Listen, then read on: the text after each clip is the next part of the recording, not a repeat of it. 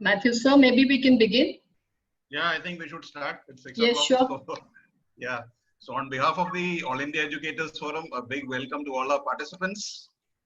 I'm sure you're excited about this webinar as this has been being planned for a long time. And Annie ma'am has gracefully accepted this occasion to, make use of this opportunity and tell something good about the lockdown, the stress that the children are going through, the parents' role, the teachers, all are, the interdependent. So this webinar is about building and not destroying. And I, on behalf of AIF, would like to welcome our resource person for the day, Annie ma'am. She is the coordinator for Mater Day School, and she's also the head of the Department of English there. So without wasting much time, I think we'll go on to the session straight away. So all the best to Annie ma'am and all the best to all the participants. I'm sure we'll have a fruitful session today. Thank you. Thank you, Matthew, sir.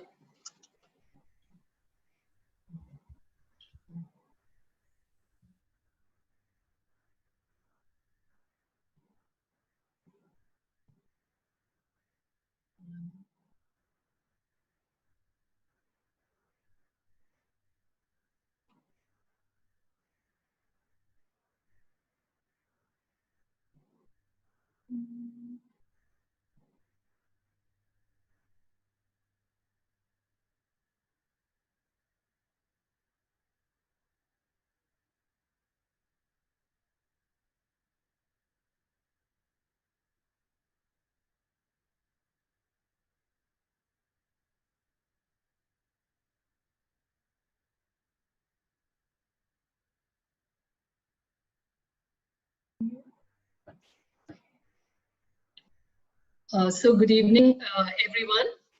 For those of you who've joined in just now, I'm Annie, and I'm your host for this webinar. I'm going to share my screen now, so just bear with me, okay?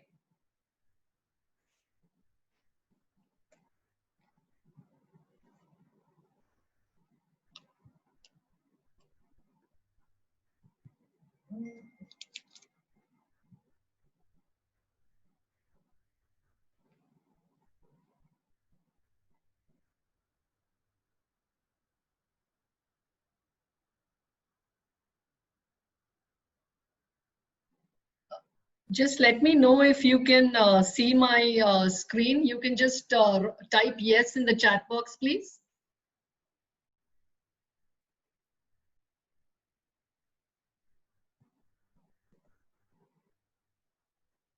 Okay, thank you. I can see a lot of yes there.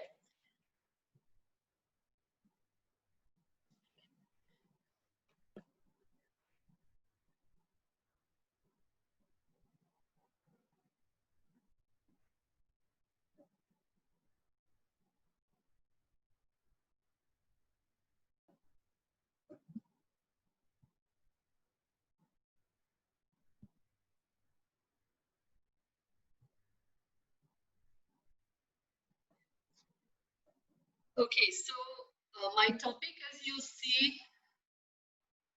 on the slide,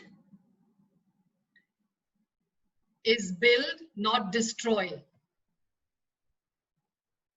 Lockdown and the young mind. The role of parents and educators. The young mind. The young mind. And our role as parents and educators. I use the word destruction, destroy. Why? Is it not a major cause of concern for us as teachers, educators, parents, all of us who come in contact with the precious, impressionable minds of the young children we are constantly in contact with? Aren't all of us keeping in mind the multifarious roles that we play as parents, educators, etc., responsible for the physical, emotional, and intellectual development of the young mind? This is something we need to ponder about. We need to think. What is our role as parents, as educators? What is our role? How long have our children been indoors? It's months now, as I see it.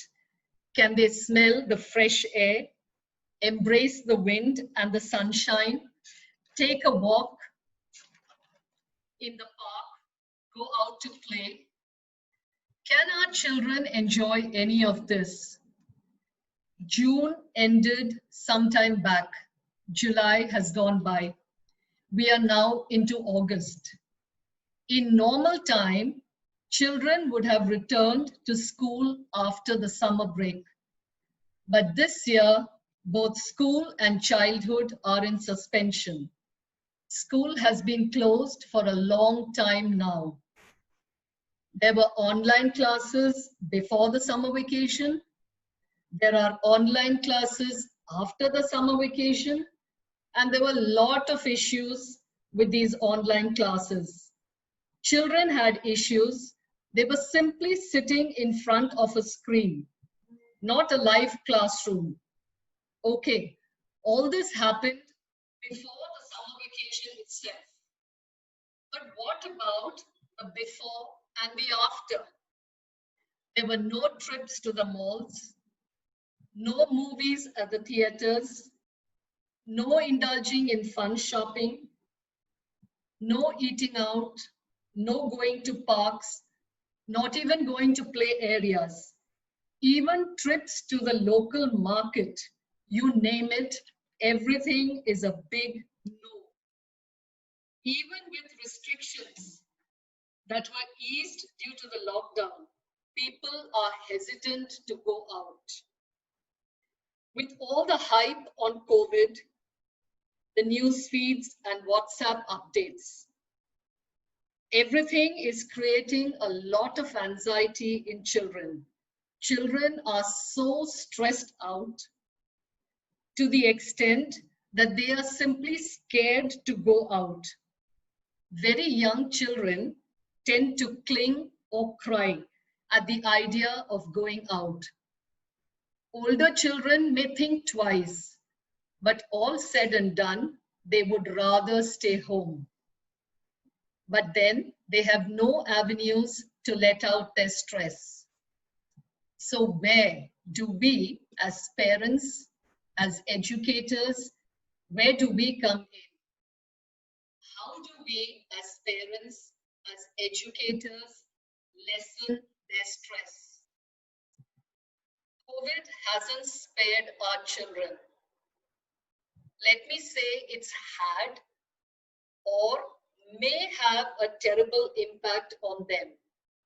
This pandemic is or may be playing havoc with their lives, with their minds. In many cases, it has led to drastic behavioral changes in children. It has also disrupted children's lives with a physical and social isolation affecting most things that they hold dear, be it playtime, outings, school, friends, whatever. The stress that all this is causing is leading to changes in sleeping and eating patterns, which have been observed not only in India, but also across the world. Two stark changes have been observed by psychiatrists. Either children respond emotionally with fear or exhibit extremes of behavior difficulties. Let me take the case of a 9-year-old child as an example. In the early days of the lockdown, she was thrilled. Why was she thrilled? There were unexpected holidays, school closed, parents working from home, unlimited TV watching, and she was doing all the activities she liked, but not so anymore. What happened? As the routine began to disintegrate, the parents tried to restore discipline. That's when the trouble started. She started throwing tantrums. She started having difficulty in concentrating.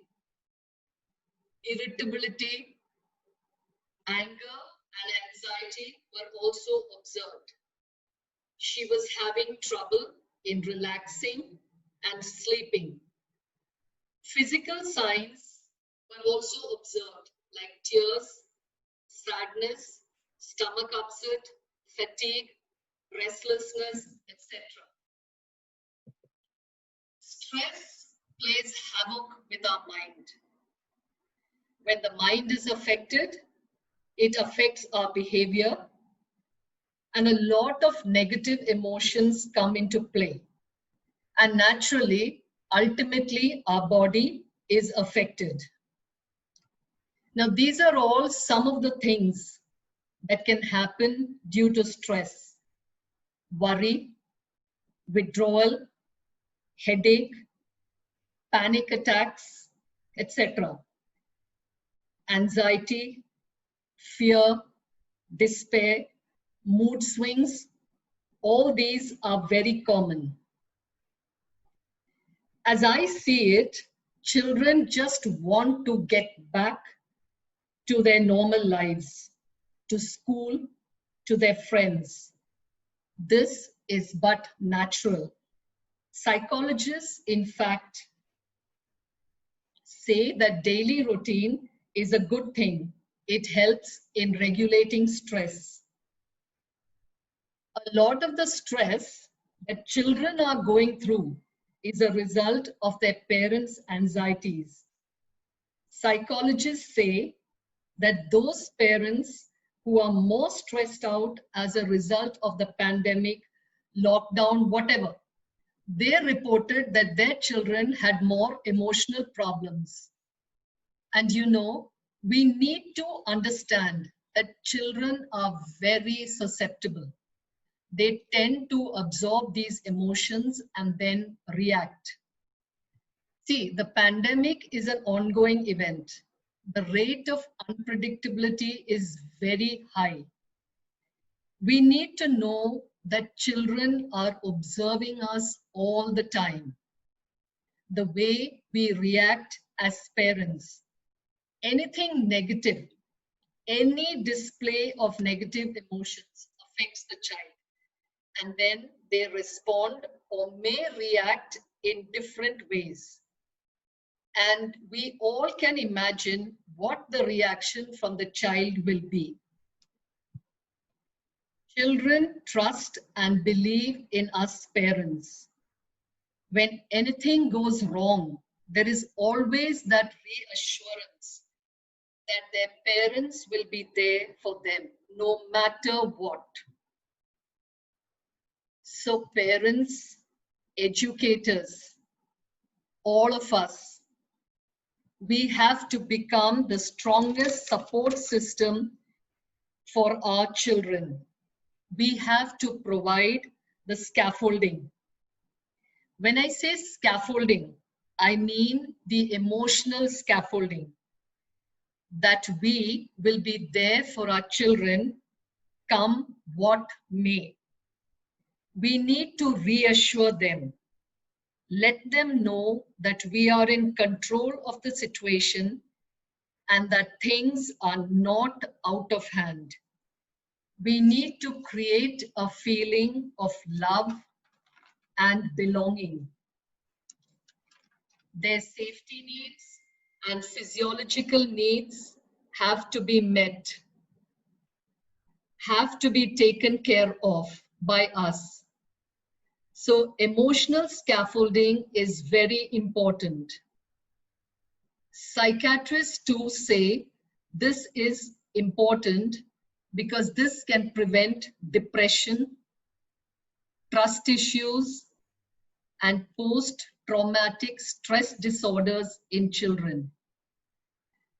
You know, it's not only immediately in children, but maybe also in later years, teenage, adulthood. So we need to lay the foundation now. So that base of trust, communication needs to be laid now. Sharing with friends is also essential.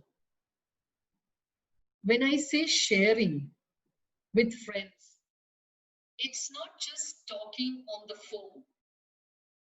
It's being there with each other, for each other. It's sharing, playing, having fun together. Research on adolescents and preteens, that's basically children 10 years and above, has shown that these children are at that age when friends are very important. It's an important part of growing up as they learn to understand others' views, others' perspectives. They also crave for peer approval, something they have gone without for the past 3 to 4 to 5 months. This is a very long period of time, a period of insufficient connection, which will have profound and lasting consequences on their physical and mental health. And considering that about 75% of mental health problems in adults begin in the adolescent and teenage years, there is great reason to worry.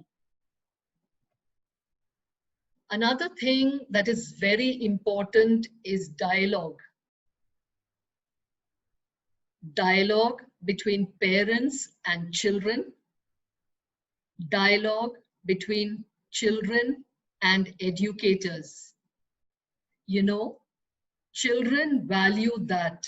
It's very important. We need to communicate. All this builds up a web of security, of reassurance in the child. Basically, children need love, warmth, care, and protection.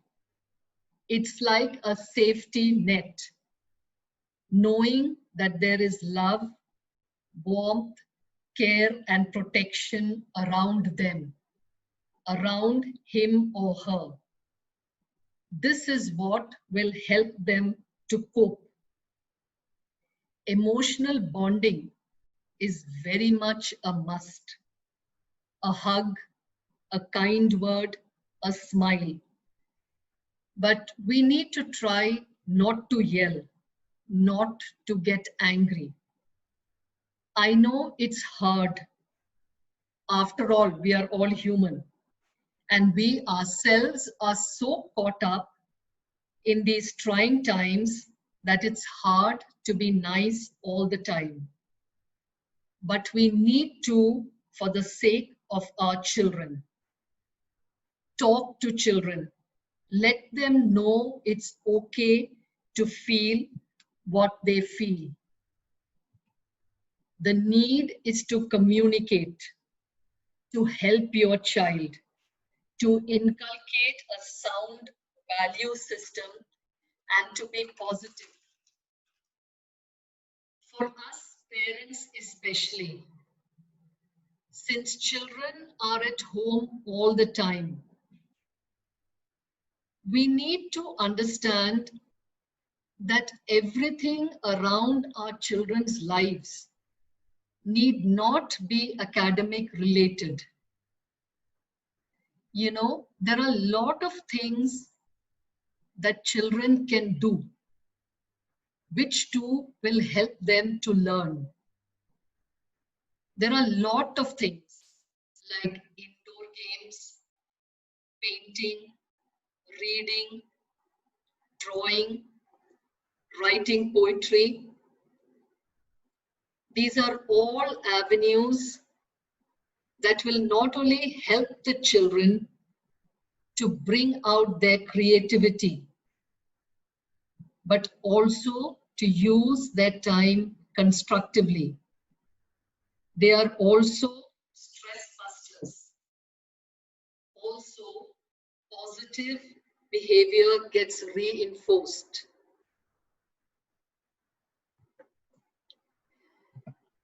Considering that most of us are at home, we need to know that there are spaces within our homes. We need only to seek them. Places like balconies, porches, quiet areas, which we may have neglected till now, considering that we live in this digital era. Let us seek peace and tranquility here. How can we do that?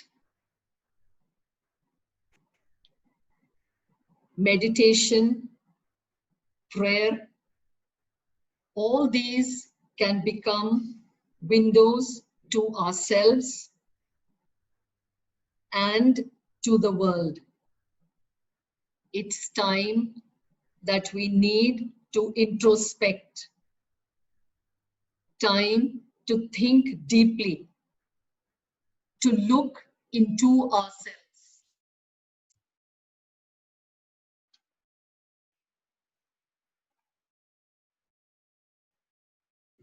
So I came across this very inspiring and motivational video, and I want to share it with you. Let's watch this video together. It's really worth a watch.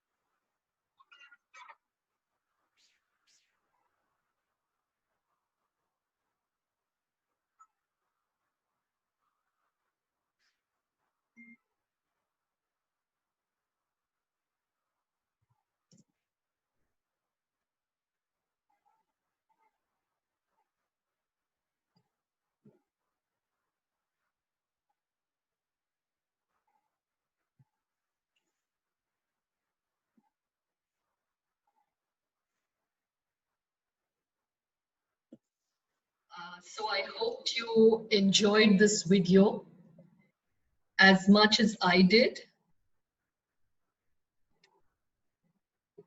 So at the end, I'd just like to say that as parents, as educators, our children are in our hands. So let us build life, let us build character, let us build the mind with empathy, love, compassion, and understanding. For after all, the most important learning equipment lies inside the head of the learner. So thank you to each one of you who attended this webinar today.